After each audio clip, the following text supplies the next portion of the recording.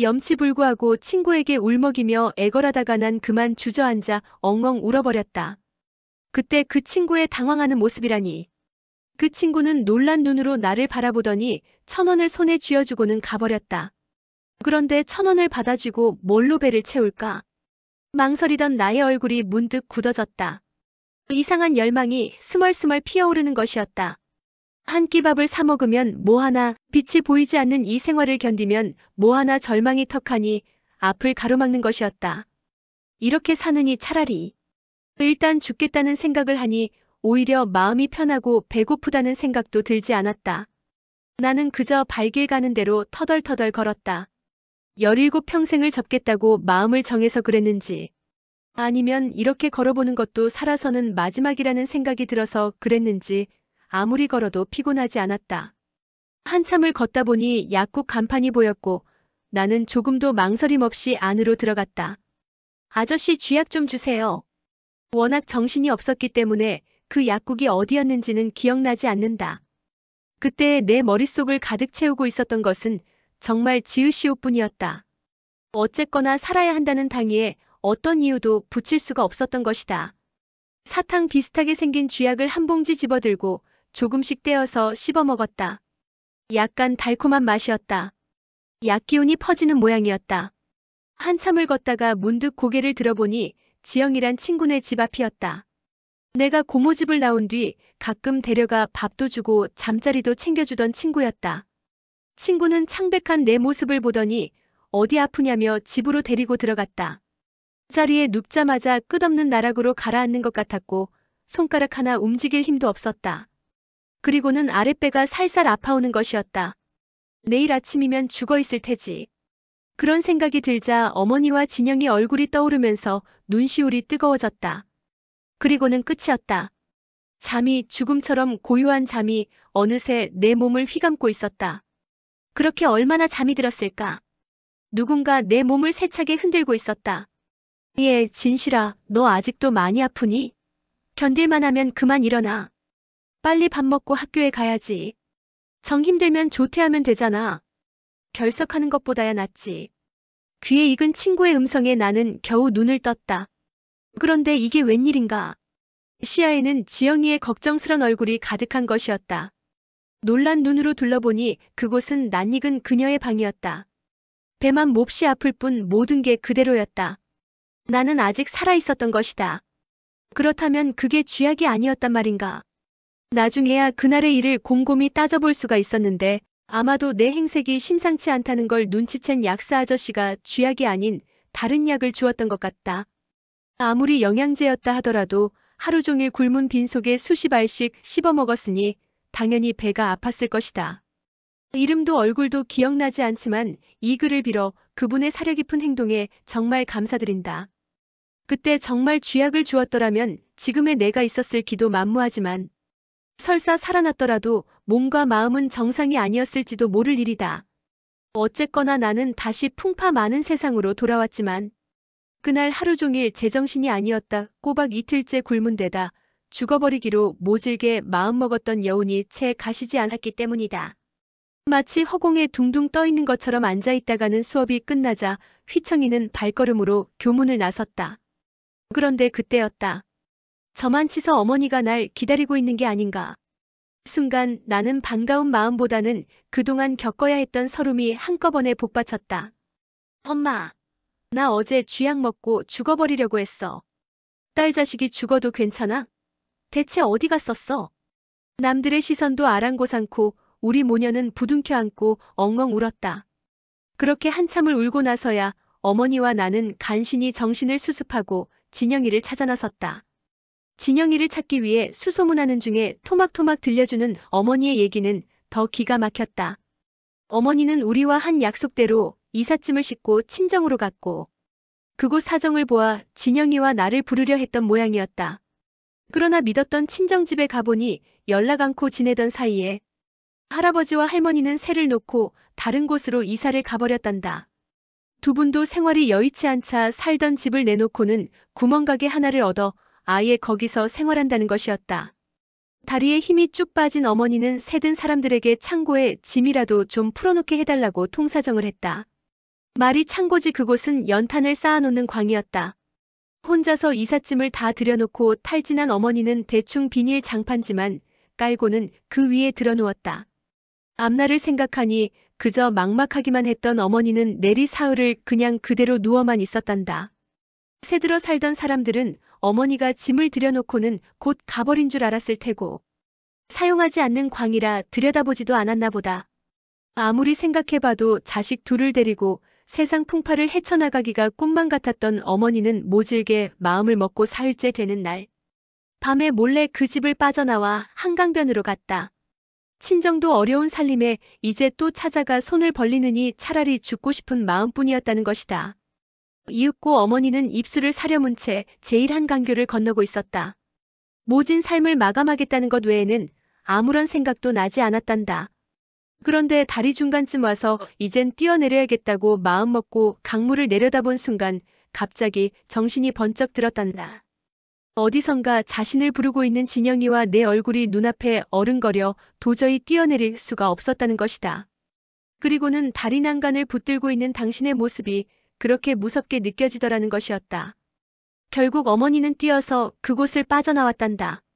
어머니와 나는 그렇게 아슬아슬하니 죽음의 유혹을 한 발짝 비켜갈 수 있었다. 어머니와 내가 물어물어 찾아갔을 때 진영이는 대조동에 있는 한 공원에서 지내고 있었다. 진영아, 너 뭐 먹고 살았어? 우리 세 식구는 부둥켜 안고 다시 만난 기쁨과 그동안 겪은 서러움으로 한참을 울었다. 진영이는 학교에서 친구에게 꾼 돈으로 우유와 빵을 사들고 선잠을 청하려고 연신내 지하철 구내로 들어갔다. 처음에는 공원 벤치에서 지내보려 했는데 밤이 되자 추워서 도저히 견딜 수가 없었단다. 지하철역 계단에 신문지를 깔고 앉아 빵을 씹어먹는데 서름이 복받쳐 혼자 한참을 울었던 모양이다. 그런데 문득 낯선 눈길이 느껴져. 고개를 든 진영이의 눈에 남루한 차림의 노숙자들이 무리지어 있는 것이 띄었다. 그들은 초점 흐린 눈길을 진영이와 진영이가 들고 있는 빵에 모으고 있었다는 것이다. 그 어색하고 황망한 광경을 보면서 진영이는 불현듯 깨달았단다. 나보다 더한 사람들도 많다는 사실을, 이대로 낙담하기에는 자신의 육체가 아직은 절디절나는 사실을. 무슨 일이든 못하려는 오기가 발동한 진영이는 그 다음 날로 막노동 공사판을 찾아갔단다. 단독주택을 짓는 현장이었는데 하루 일당이 6,000원이었다. 진영이가 할 일은 블록을 등에 져서 나르는 일이었는데 생전 막노동이라고 해본 적이 없는 진영이로서는 감당하기 힘든 일이었다. 게다가 몇 끼를 굶은 터라 금방 지쳐서 허덕인 것은 당연했다. 최고도 조그마한 젊은이가 허걱거리는 것을 보고 있던 다른 인부들이 막걸리라도 마시면서 하라고 잔을 건넸고 진영이는 이때 태어나서 처음으로 술맛을 보았다고 했다. 그렇게 술기운을 빌려가며 진영이는 사흘을 일해서 2만 원을 벌 수 있었는데 먹고 산다는 말이 어떤 의미를 갖는지 실감했다는 것이다. 우리 가족은 그런 일들을 겪고서야 다시 만났다. 어머니와 나는 죽음의 유혹에 이끌렸고 진영이는 삶에 대한 열망으로 마음을 활활 태운 뒤였다. 불과 며칠이었지만 한 몇 년은 헤어졌다 만난 듯한 기분이었던 우리 세 식구는 다시는 떨어지지 말자는 듯 서로를 꼭 붙들고 대방동으로 향했다. 이삿짐이 있는 남의 집 연탄광으로 기어들어간 우리는 짐을 다시 정리하고 비닐 장판을 깔아 그 위에 누웠다.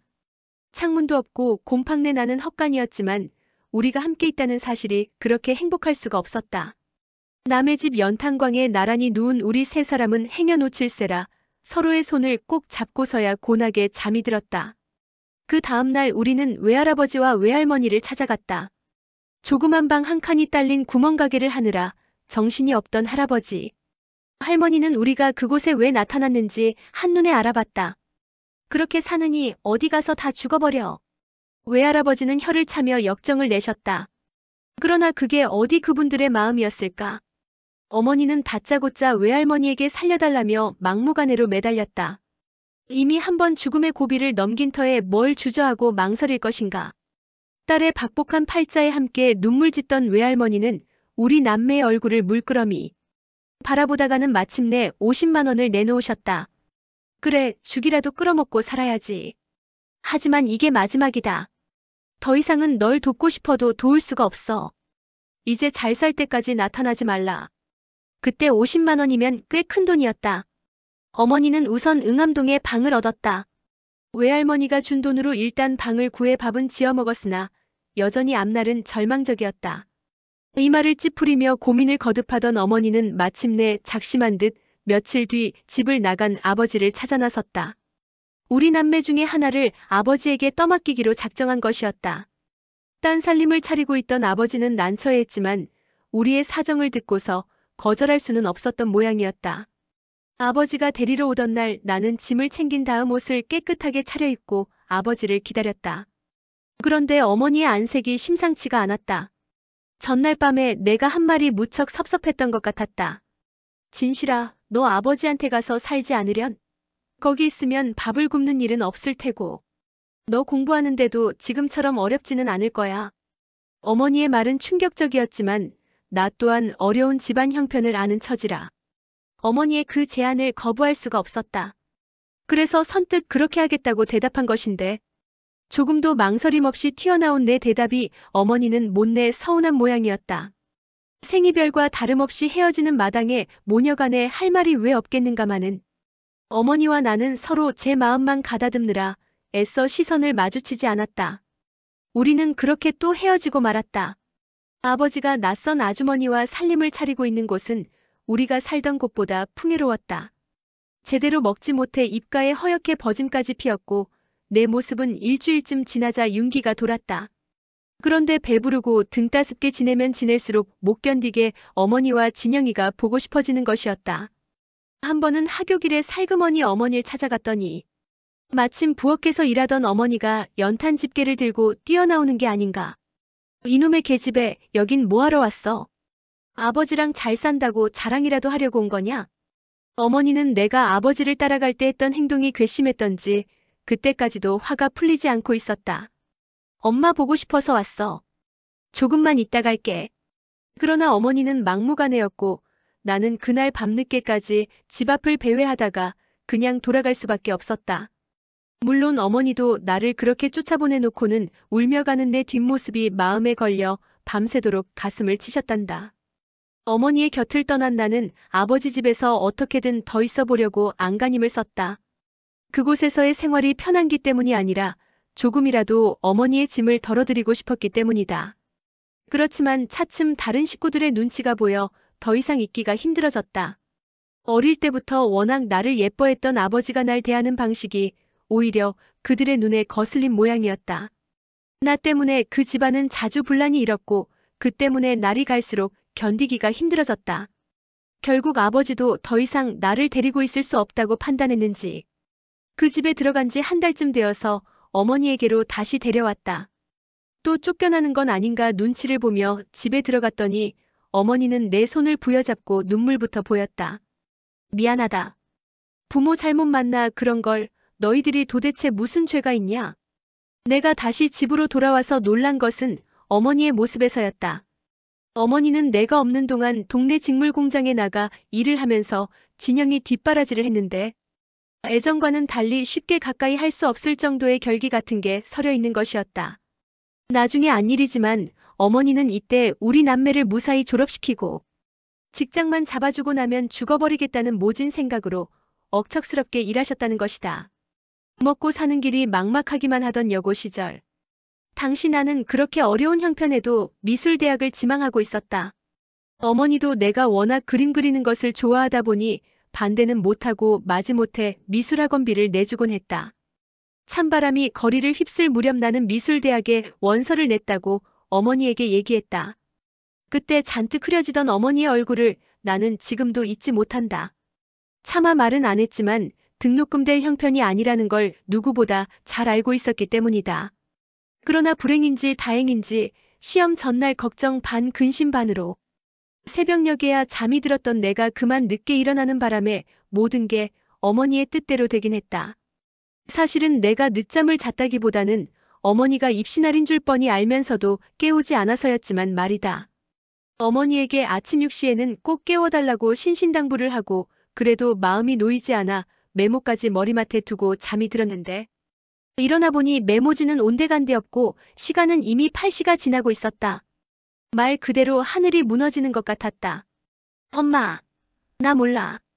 나는 땅바닥에 주저앉아 울었고 어머니는 미안하다는 말조차 못하고 허공만 쳐다보고 있었다. 내 살아온 지난날은 늘 그런 식이었다. 아무것도 이룰 수 없었고 어떤 목표를 정할 수도 없었다. 단지 삶을 연명하는 데 모든 힘을 쏟아부어야 했던 시절이었다. 오랜 세월을 가난과 더불어 보내면서도 끝내 엉뚱한 길로 빠지지 않고 오늘의 내가 있을 수 있었던 것은 나에게 꿈이 있었기 때문이다. 물론 어머니와 진영이의 끝없는 애정과 신뢰, 그리고 헌신을 비롯해 주위에서 온정어린 손길을 보내준 사람들의 은공도 잊을 수 없다. 나는 가난 때문에 자존심이 여지없이 뭉개지는 순간에도 꿈을 잊은 적이 없다. 불우했던 환경 탓에 한 번도 드러내놓고 밝히지는 못했지만 나의 꿈은 영화배우가 되는 것이었다. 제대로 먹지 못해 얼굴에는 버짐이 피었고 몸은 형편없이 말랐어도 나는 그 꿈을 포기할 수 없었다. 나이를 먹어갈수록 내가 처한 현실과 꿈의 간극은 더욱 벌어졌음에도 불구하고 나는 턱없어 보이는 그 꿈을 접지 못했다. 아니 오히려 현재의 삶이 고단하면 고단할수록 더욱더 그것에 매달렸는지도 모른다.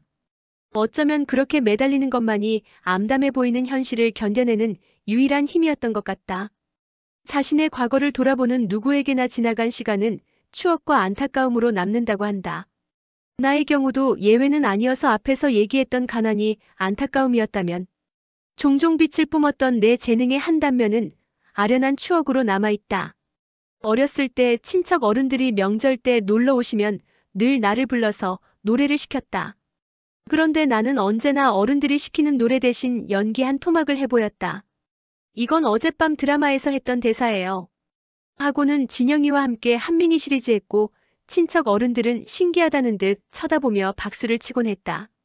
나는 당시 아역 탤런트로 나오던 강수연 언니를 너무 좋아해서 언니가 나오는 TV 프로그램 시간을 기억해두었다가 대사란 대사는 모조리 외우고 다녔던 것이다. 학교에서도 마찬가지여서 오락시간이면 늘 즉흥적으로 연극 한 편을 만들어 앞에 나가곤 했다. 당시 가장 자주 했던 것은 콩쥐 팥쥐였고 나는 연기하는 재미가 그만인 계모 역할이 단골이었다. 동명여중 시절에는 강수연 언니가 같은 교정에 동명여고 다니고 있었다. 어떻게 하면 얼굴이라도 한번 볼까 싶어 여고교정으로 찾아가기도 했다.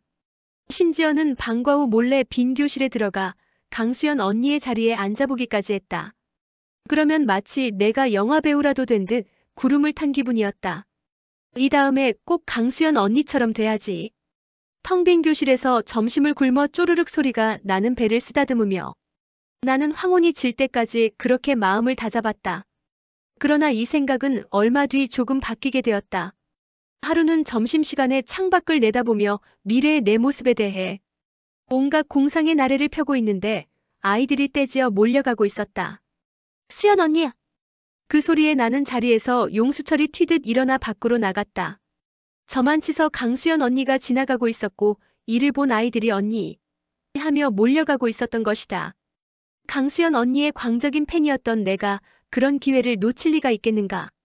나는 있는 힘껏 달려가 노트와 연필을 내밀었다. 사인해주세요. 저는 최진실이라고 해요. 그러나 언니와 악수하려는 아이들과 결사적으로 사인을 받으려는 아이들 속에서 내가 이내 묻혀버렸다.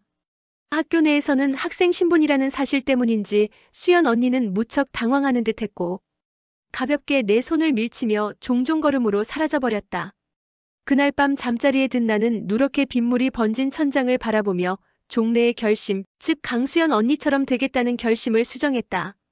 꼭 강수연 언니를 앞지르는 배우가 되고 말 거야. 라고. 나의 분방하기 짝이 없는 끼는 끼니 거르는 일을 밥 먹듯 하던 시절이라 해서 누그러지지 않았다. 몸과 마음이 완전히 따로 놀고 있었던 것이다. 하루는 담임 선생님이 나를 부르시더니 돈을 꼭 쥐어주셨다. 영문을 몰라 어리둥절한 눈으로 바라보고 있던 내게 선생님은 조용히 입을 열었다. 진실아, 절대 기분 나쁘게 생각하지는 마라. 한창 자랄 때는 뭐라도 먹어야 되는 거야. 매일 점심을 굶어서야 되겠니? 내가 거의 매일 점심을 거른다는 걸 알고는 조용히 날 부른 것이었다. 더군다나 혹시나 이 아이가 마음의 상처라도 입을까 싶어 어찌나 조심스레 돈을 건네는지. 오히려 받는 내가 미안할 지경이었다. 정말 평생을 두고 잊지 못할 선생님이다. 한편으론 부끄럽고 한편으론 고맙기 그지없던 나는 조금 시간이 지나자 그 돈으로 무얼 할까를 고민하기 시작했다. 선생님 말씀대로 뭘 사 먹자니 그렇고 어머니에게 드리자니 그것도 내키지가 않았다. 그런데 오후 내내 그 돈의 용도를 궁리하던 나는 그만 엉뚱한 데 써버렸다. 교문을 나서서 미용실 앞을 지나다가 나도 모르게 그만 그리로 쏙 들어가 버린 것이었다. 당시 학교에서 멋쟁이에 좀 논다는 아이들은 살짝 퍼머를 하고 다녔는데 그게 그렇게 부러울 수가 없었다. 지금 생각해도 얼굴이 달아오르는 일이지만 나는 아무 생각 없이 그렇게 해버렸다. 선생님은 그 사실을 알고는 화를 내다가 나중에는 어이가 없는지 기막힌 표정을 지으시며 그냥 웃고 마셨다. 지금도 그 일이 문득 생각날 때마다 혼자 쓴웃음을 짓는데 그때는 또 그럴 수밖에 없었다는 생각이 든다. 따지고 보면 배를 골아가면서도 퍼머를 했던 데는 또 다른 이유가 있었다. 어른처럼 보여야 미성년자 관람불가 영화를 볼 수 있었기 때문이다.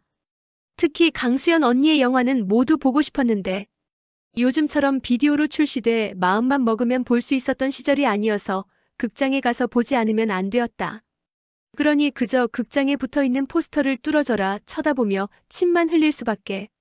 그러다 도저히 참을 수가 없어 하루는 용기를 냈다.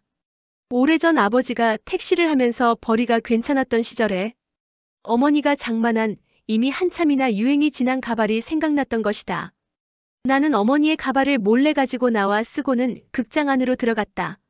아무도 내가 학생인 줄 눈치채지 못하는 것 같았다. 영화가 시작되고 불이 꺼지자 안도의 한숨을 내쉰 나는 정신없이 영화에 빨려 들어갔다. 그러나 시간 가는 줄 모르고 스크린에 빠져있던 나는 막상 종영을 알리는 종소리가 울리고 나서야 현실감을 되찾았다. 들키면 유기정학이나 근시는 따놓은 당상이었기 때문이다. 교회 지도를 나온 교사들이 어디선가 나를 계속 지켜보고 있는 것만 같았다. 나는 고개를 떨구고 불안한 눈길로 어디 자연스럽게 같이 나갈 만한 사람이 없는지 살폈다.